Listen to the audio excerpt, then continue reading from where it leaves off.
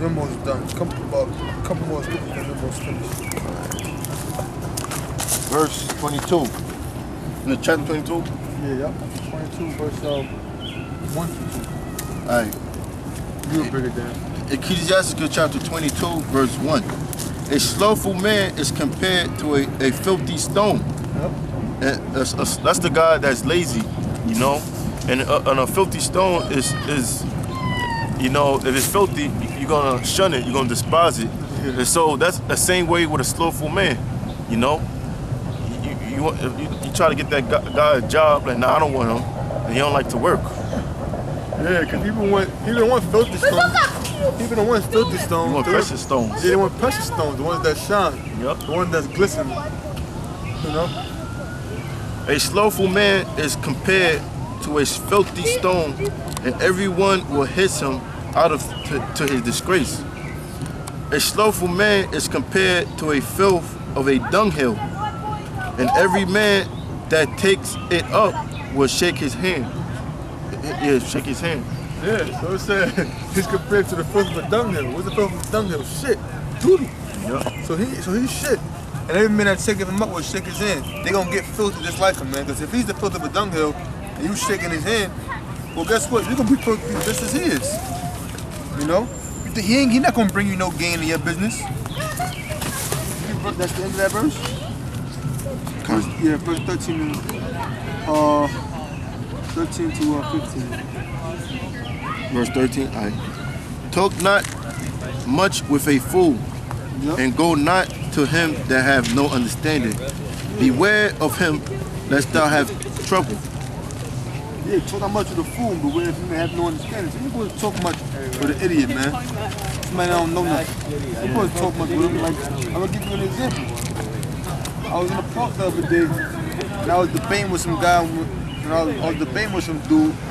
I was just playing ball, and it went from talking about the park to property taxes to the scriptures.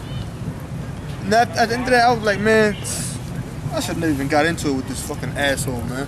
Right? Didn't I tell you that? Right. I got upset, man. Right? Right. I was upset at myself. I cut the guy on everything he tried to bring out. But I got upset with myself because I should have remembered, beware of foolish questions and vain babblings, with gender strifes. Go on. Talk not much with a fool, and go not to him that have no understanding. Beware of him, lest thou hast trouble, and thou shalt never be defiled with his fooleries. Depart from him, and thou shalt find rest, and never be disquieted with madness. What is heavier than lead, and what is the name thereof but a fool? Yeah, so what's heavier than lead? So in other words, a fool is being with a fool that's a heavy burden right there. Go on.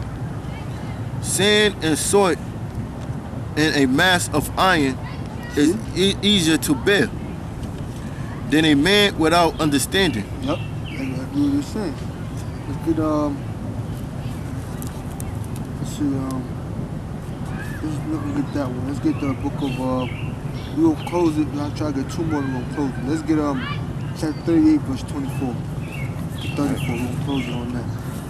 There's still a couple more, but let's just close it right there. 38 and 24. Alright. Sirach chapter 38 and 24. Yep. The wisdom of a learned man cometh by opportunity of leisure. No more. Leisure means to study, you know. And the way you say read in the Spanish is leer. Yeah. So the wisdom of a learned man coming by opportunity of leisure. So you got to study. Yeah. You got to study what? The scriptures. Yeah. And then they got the one thing they say, oh, that's leisure time in school, like free time, so to speak. Like the brother was exactly right, but they also call leisure time like your free time, because your free time is the time that you can study. Yep.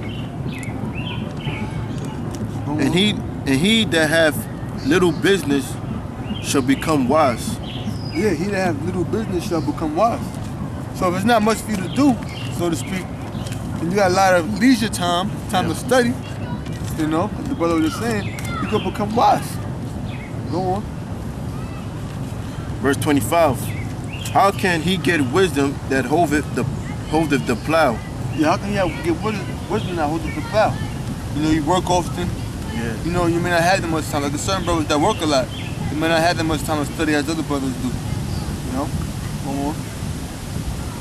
Right. How can he get wisdom that holdeth the plow and that glorieth in the gold Yep.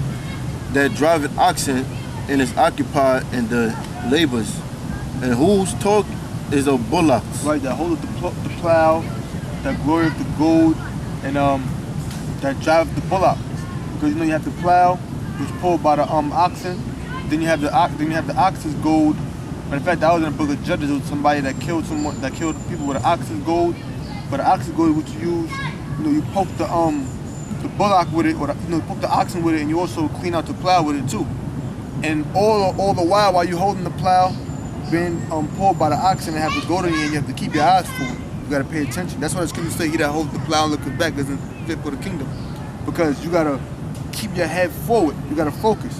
Because the ox is pulling the plow, but then you have the ox's gold, just in case the ox was to stop. You know, you gotta hit the ox and make it keep going, and you also gotta clean out the plow.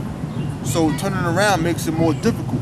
That's why the Lord said, Luke 9:62, he that holds the plow and looketh back, he isn't fit for the kingdom. So he that put forth work and looketh back or stops, so to speak, isn't fit for the kingdom. You know? Go on. Verse 26. He giveth his mind to make furrows. Yep, furrows in the earth, like when you go cultivating the ground. Go on to plant the seeds. And is diligent to give the kin folder. The kind fodder. Go on. Fodder, yeah. So every carpenter and workmaster that laboreth night and day, and they that cut and engrave seals, and are diligent. Yeah, somebody that's a carpenter that works day and night.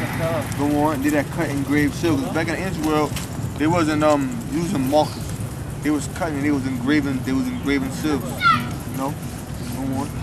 And are You know, diligent. when you grave something, you're cutting into it. That's like it's a scripture in the book of Luke. I not Luke, in the book of Acts.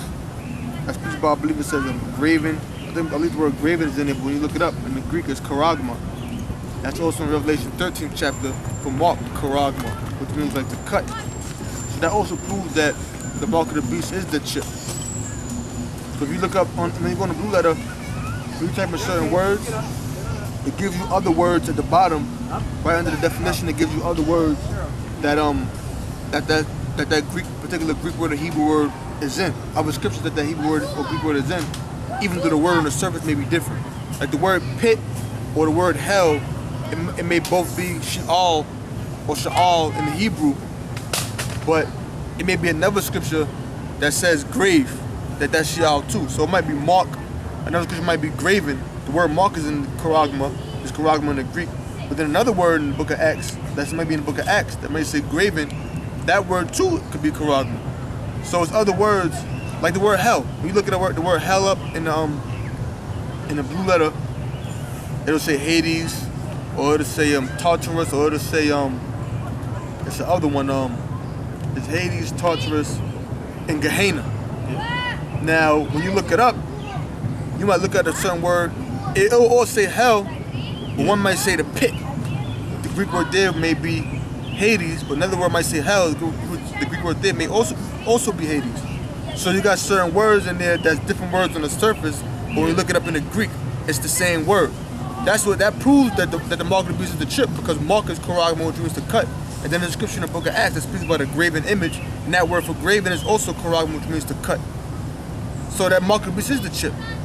You know, we kind of went to another topic real quick, but that's true. So what the hell is Gehenna talking about? General Gehenna, but you know, go on.